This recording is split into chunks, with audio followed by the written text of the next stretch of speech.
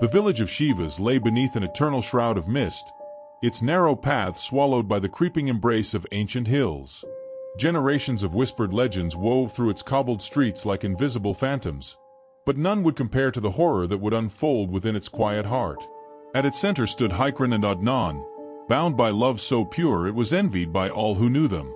Yet, love is no shield against the darkness that lurks beyond the veil of reason. Their son, Emir, was their beacon, a child whose laughter could shatter the heaviest gloom. But laughter can curdle into screams, and so it did when an unseen affliction took hold of him. The sickness was swift and merciless, sapping the warmth from his small body as his bright eyes dimmed into lifeless pools. Emir was gone before the healer could even name the disease. The wails that escaped Hicran's lips were unnatural, torn from a place deeper than sorrow. The villagers who heard them spoke of a feeling, a presence, as though something ancient had stirred in response. From the moment her child's body was lowered into the earth, Hicran was never the same. She wandered aimlessly, whispering Emir's name to the wind. She sat beneath the old oak where he used to play, her gaze vacant. But soon, she was not just speaking to the wind. The villagers heard her carrying on hushed conversations with something unseen. Her voice, once soft, now carried an unsettling resonance, as though layered with echoes of another voice, one that did not belong to this world. Adnan tried to bring her back, to anchor her to the present, but she was slipping. The house, once filled with Emir's laughter, now pulsed with something unnatural. Shadows clung stubbornly to corners, cold drafts slithered beneath closed doors, and at night, Adnan heard his wife's shuddering breaths between sobs. Then came the knocking.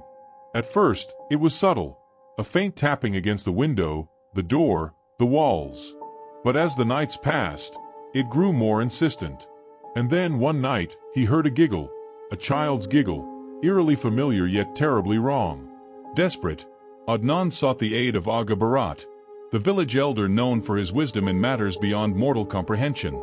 Barat listened carefully, his face darkening with every word. "Your wife is not just mourning," Barat murmured, his voice barely above a whisper. "Something is feeding off her grief. It has latched onto her like a parasite, and it will not let go willingly." The warnings came too late. That night, Hicran awoke with a gasp. Her room was bathed in darkness, but she was not alone. The air was thick, suffocating, pressing down on her like unseen hands. Her breath came in ragged gasps as the shadows around her twisted and convulsed, whispering her name.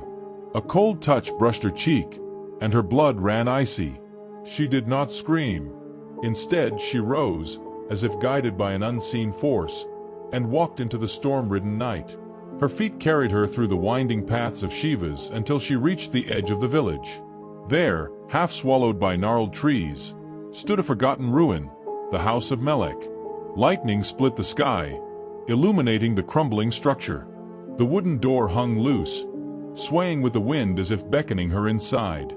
The moment she crossed the threshold, the temperature plummeted.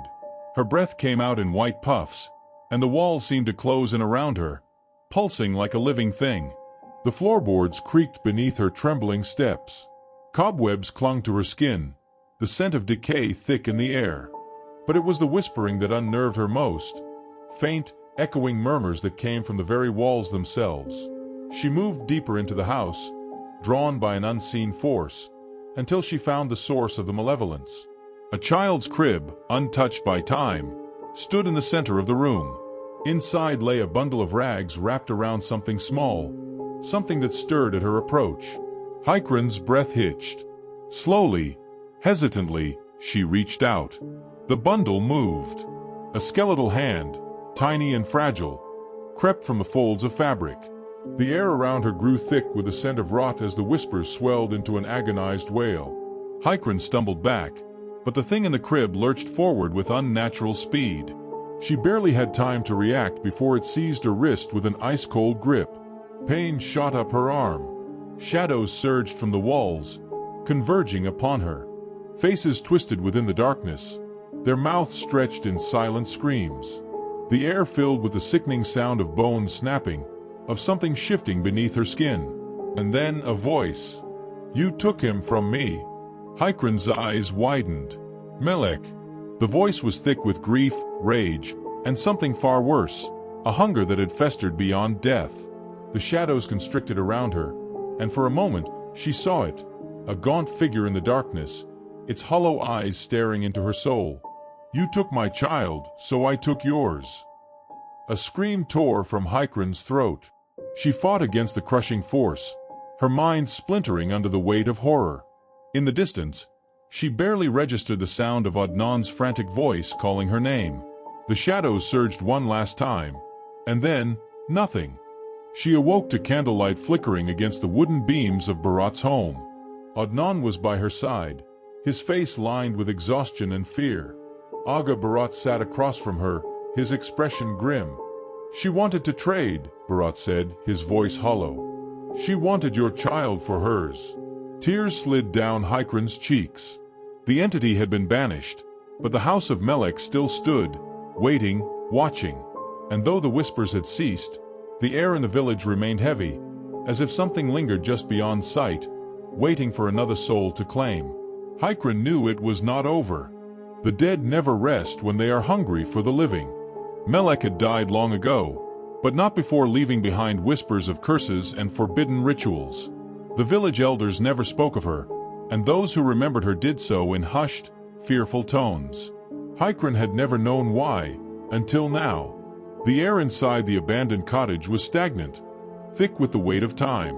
The wooden beams groaned under an unseen strain, the darkness itself feeling sentient.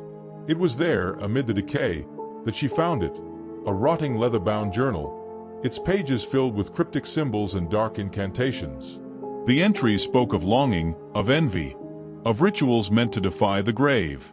And then, one entry stood out. "She took from me. I will take from her. The child first, then the mother. Let her weep as I once did. Let the darkness claim her." A name was scrawled beneath it. Hicran's.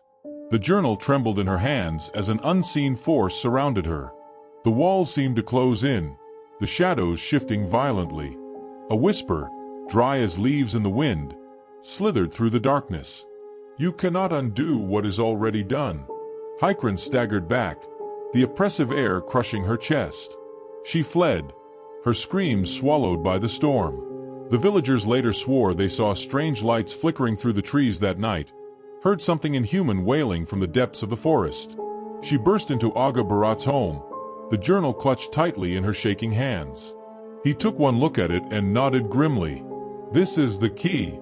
But be warned, Melek will not let go without a fight." The ritual took place that very night. Beneath the waning moon, Barat began the incantations. The air trembled with unseen energy, the ground itself seeming to recoil. Hicran stood at the center, her body racked with a suffocating force. She could feel Melek's hatred, her desperate grip tightening around her soul. The shadows around her coalesced into a single writhing form, Melek's wraith, her hollow eyes burning with fury. The wraith lunged at Hicran, its fingers curling around her throat, ice-cold and suffocating. Hicran gasped, her vision darkening as she fought to break free.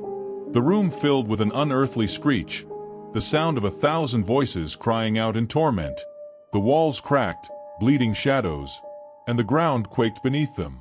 Barat's chants grew louder, the ancient words burning through the malevolence like fire. Melek shrieked, her form convulsing, flickering between the living and the damned.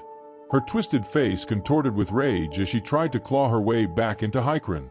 But Hicran, fueled by grief and fury, raised her voice in defiance. "You will not take me. You will not take my son's memory." A final, shattering pulse of energy erupted through the air. Melek's form twisted and shrank, her wail stretching into an agonized, inhuman howl. Then, with a burst of shadow and fire, she was gone. The darkness recoiled, sucked into the void from which it came. Hicran collapsed, her body trembling, her breath ragged. Barat knelt beside her, whispering a final prayer. The village, too, seemed to breathe in relief as an oppressive weight lifted from the air. But though Melek was banished, Hicran knew that darkness never truly disappears.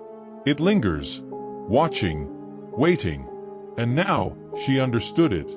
From that night on, She became the village's silent guardian, forever vigilant. The shadows no longer whispered, but she still listened, for she knew that one day they might speak again.